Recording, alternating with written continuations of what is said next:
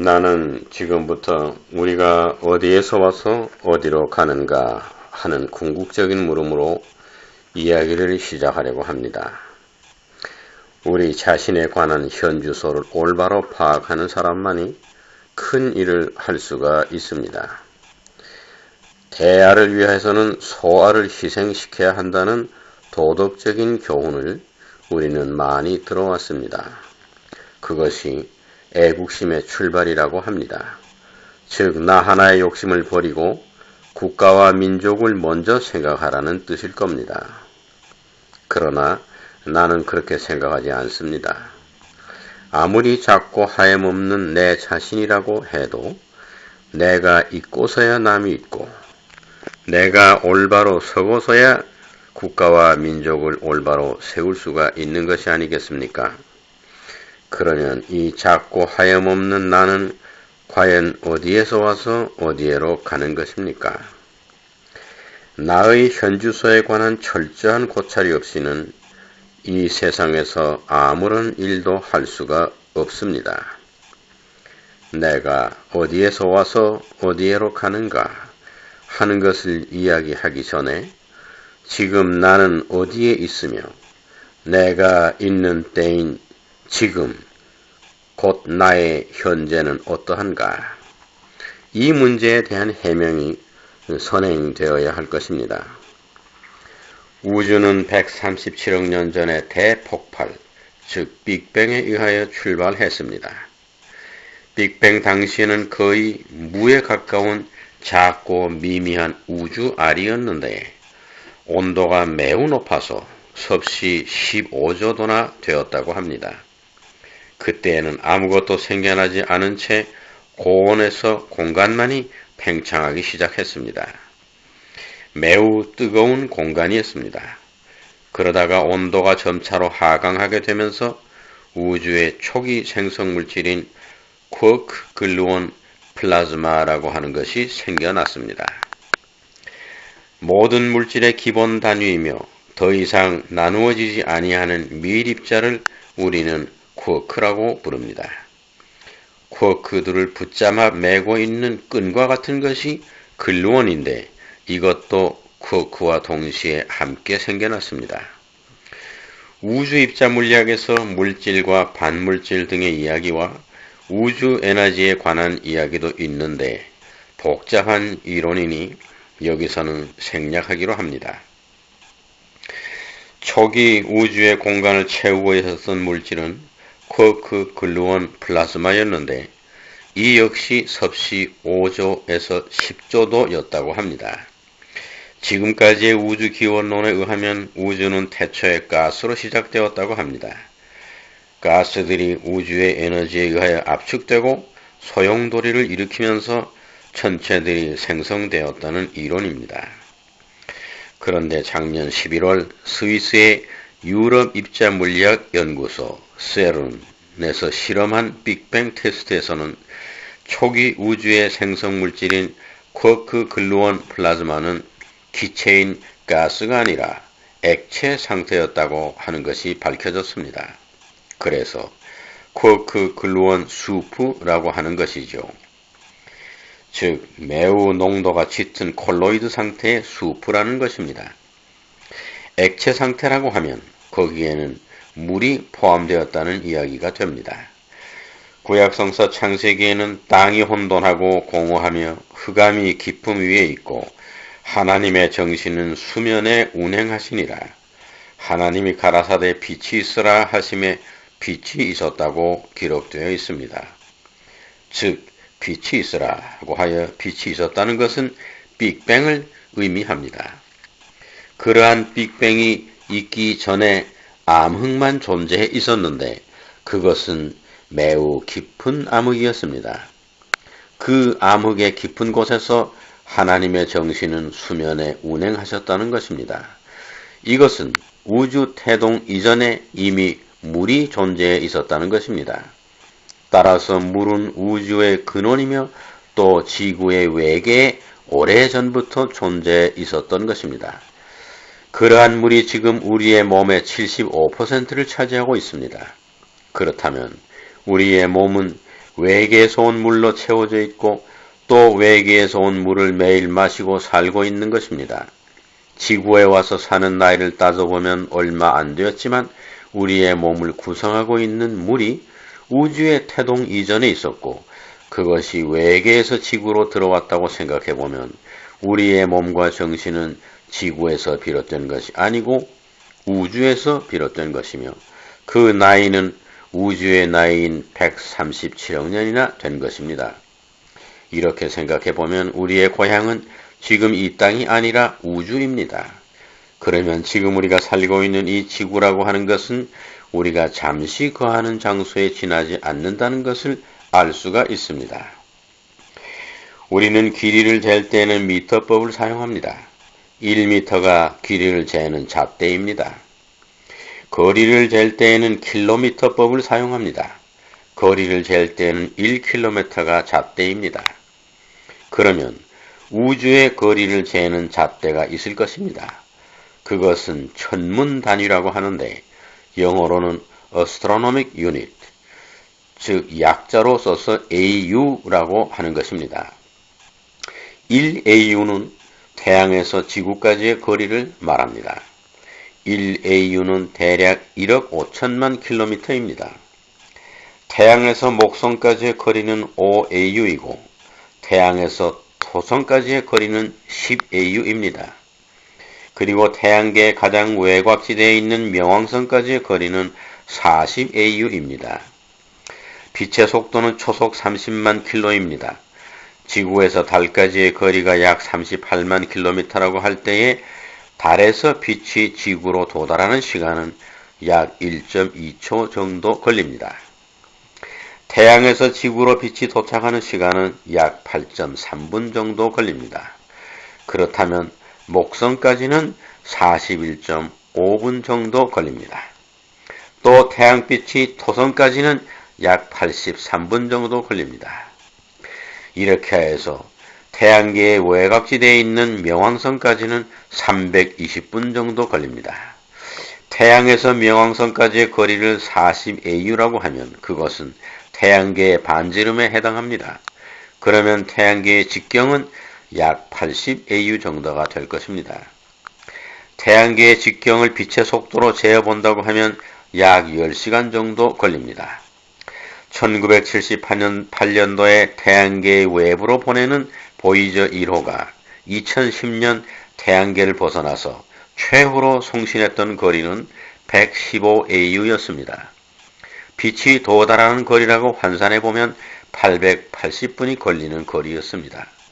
이것은 시간으로 환산하면 약 14시간 정도 걸리는 거리였습니다. 명왕성까지 5.3시간 걸리는데 보이저 1호는 빛의 속도로 약 14시간 가야 하는 거리에서 지구로 마지막 메시지를 보냈던 것입니다. 거기에서 태양계의 사진을 찍었는데 보이는 것은 태양빛과 목성과 토성뿐이었다고 합니다. 지구는 까물거리는 창백하고 푸른 점에 지나지 않았다고 합니다. 그것도 보였다 안 보였다 했다는 것입니다. 그런데 태양계가 속해 있는 은하계의 지름은 13만 광년이나 됩니다. 1광년은 64,240AU입니다. 은하계의 직경을 생각해보면 우리의 태양계는 너무나도 작고 하염없는 존재임을 알 수가 있습니다. 그러한 은하계가 1천억 개가 모여서 은하단을 구성하고 있는 것이 푸른 하늘 은하수라고 노래를 부르는 우리의 은하단입니다. 또 그 은하단 밖에는 1천억 개의 은하단들이 존재하면서 우주 전체의 직경은 250억 광년이나 된다고 합니다.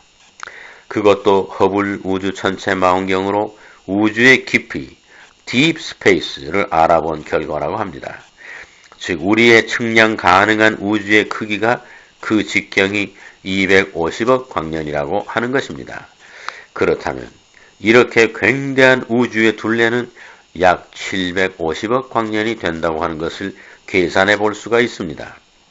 이렇게 거대한 장소가 우리들의 본향입니다. 우리는 이렇게 큰 곳에서 비롯되었습니다. 우리의 총 재산이 과연 얼마나 되겠습니까? 그 안에는 수천억 개의 은하단이 있고 또 은하단 내에는 수천억 개의 은하계가 있고 또 은하계 내에는 수천억 개의 태양계가 있습니다. 우리가 빌었던 그 장소가 이렇게 넓고 크다고 한다면 우리는 얼마나 큰 재산을 소유하고 있는 세계에서 온 것입니까? 우리의 영혼은 큰 부잣집에서 지금 작고 가난하고 형편없이 축소된 지구라는 데로 와서 살고 있는 것입니다. 이런 생각을 한번 해본다고 하면 우리의 지구 내에서의 재산의 많고 적음은 아무런 차이가 없음을 알게 됩니다. 지구 전체를 얻었다고 해도 우리의 영혼은 가난하게 된 전락된 처지를 벗어나지 못하고 있는 것입니다. 우리는 지금 환경 문제를 이야기합니다. 환경 보존이 크게 문제시되고 있습니다. 지구의 온난화가 심각해졌습니다. 오존층의 파괴가 많은 부작용을 일으키고 있습니다. 우주에는 또 2만 개가 넘는 인공위성체들이 지구의 주변을 돌고 있습니다. 이들은 저궤도와 중간궤도와 고궤도에 분산되어 있습니다. 수명이 다했거나 궤도에 진입한 당시부터 고장이 난 이른바 우주 쓰레기라고 하는 것들이 지구의 주변에 맴돌고 있습니다. 이것은 눈에 보이는 현상계의 환경 문제를 심각하다고 말하고 있는 것입니다. 그러나 눈에 보이지 아니하는 우주의 에너지에 관한 공해 문제에 대하여는 우리는 지금 의식조차 없이 지내고 있습니다. 우주는 지극히 작은 양자 물리학의 상태에서 시작되어서 줄곧 팽창하여 왔습니다. 지금도 우주는 시속 150km의 속도로 팽창하고 있습니다. 양자 물리학에서부터 거대한 우주 전체 물리학에 이르기까지 우주를 온전하게 채우고 있는 것은 파장입니다. 이것을 고대 인도의 성현들은 프라나라고 했고 고대 그리스인들은 오르곤 또는 비온이라고 했습니다. 고대 중국에서는 이를 기라고 했습니다. 지금 우리의 주변에 내리고 있는 우주의 에너지는 양자 파장으로 구성되어 있는데 이것이 여지없이 파괴되고 변질되고 있는 것입니다. 우주의 파장이 변하게 되면 자연의 질서에서 큰 재앙이 생겨나는 것은 물론 인간의 개인 생활과 사회생활의 일대 변혁이 생겨나게 됩니다. 우리는 사실은 곤충이나 벌레들만큼 자연현상에 대하여 민감하지 못하기 때문에 그들은 느끼는 것을 우리는 느끼지 못하고 있습니다. 땅속의 지렁이들 수백만 마리들이 땅 위로 치솟아오른 사건이 최근에 발생했습니다. 중국은 물론 영국과 프랑스에서 같은 일이 벌어졌습니다. 또 수십만 마리의 새들과 물고기들이 떼죽음 하는 사건도 최근에 발생했습니다. 그것은 우주의 에너지, 즉 양자역학에서의 파장의 변화가 생겼기 때문입니다.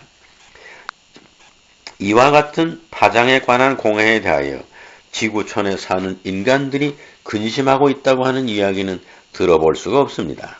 그러나 하등 동물들이라고 우리들이 하찮은 존재로 아는 곤충이나 벌레들이 현재 우주 에너지의 파장 변화에 대하여 매우 민감하게 반응을 하고 있는 것입니다. 우리는 우리의 파장 수신의 주파수를 재조정하지 않으면 안 되는 때에 살고 있습니다. 이를 몇 명이나 감지하고 있는지를 생각해보면 우리는 지금 매우 심각한 처지에 놓여 있습니다. 우리의 건강 문제가, 우리의 정신적인 작용 문제가, 우리들의 심리 상태가, 우리들의 정서적인 분위기가 매우 불안한 가운데 있습니다. 이러한 원초적인 문제에 대하여 둔감하고 관심을 가지지 않으면서 생활할 때에는 우리는 즐겁고 온화하고 평화스러운 분위기와 마주치기는 어렵습니다. 종교가와 도덕가들이 인류의 스승일진데 저들 역시 이러한 심각한 문제에 대하여 둔감하고 또 무관심하다고 하면 인간 사회의 앞날은 어두워만 가게 됩니다. 정권을 잡고 돈을 많이 벌고 명예를 얻고 하는 것이 시급한 문제가 아닙니다.